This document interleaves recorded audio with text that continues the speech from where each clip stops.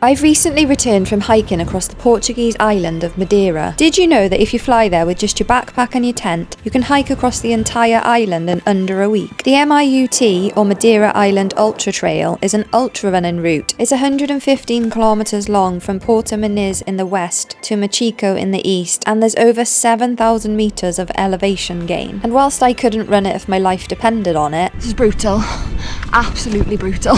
I can recommend it as a hiking route. Oh my god, this is amazing. The airport's on the east of the island, so arriving in the evening, I spent my first night in the city of Funchal, which gave me a chance to get a gas canister for my stove. The next morning, I used Madeira's equivalent of Uber, Bolt, to get myself a taxi across to Porto Muniz. It takes about an hour and it cost me less than 30 quid. There is a bus alternative, but it was going to take about 3 hours. I arrived in Porto Muniz with its natural swimming pools in the lava rock and started ascending. It is steep straight off the bat. And let's just say it's a little bit warmer than Wales, but that's exactly what I wanted. Madeira is known as the island of eternal spring. There's a few things you'll need to know if you're going to do this route. The MIUT joins up some of Madeira's main PR trails with other bits in between, but there was wildfires on Madeira back in the summer, which means some of those main trails around the centre and the east of the island are actually closed. It's due to take the PR1, and the PR1 is one of the ones that's closed.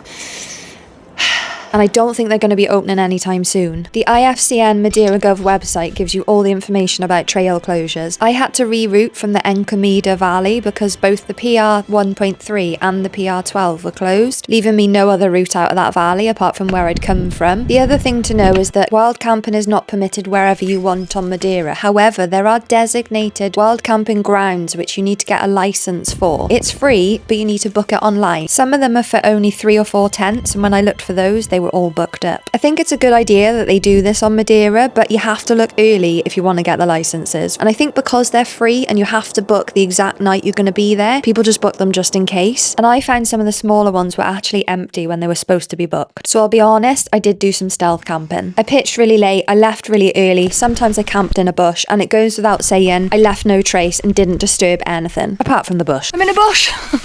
Don't ask. It's easy to get water on Madeira because of its moist climate, but also these taps everywhere. Even though the MIUT ends in Machico, if you have time, I would highly recommend heading down the eastern peninsula. Overall, Madeira was stunning with the lavadas, the lush green landscape, the cloud inversions if you're lucky enough to experience them. The people are amazing. Some of the areas were a bit too busy for my liking. There was a lot of tourists around the central mountains, but I think that's the beauty of walking the whole thing. You get to see the other quieter areas, and it's a brilliant way to experience a place. This valley smells incredible.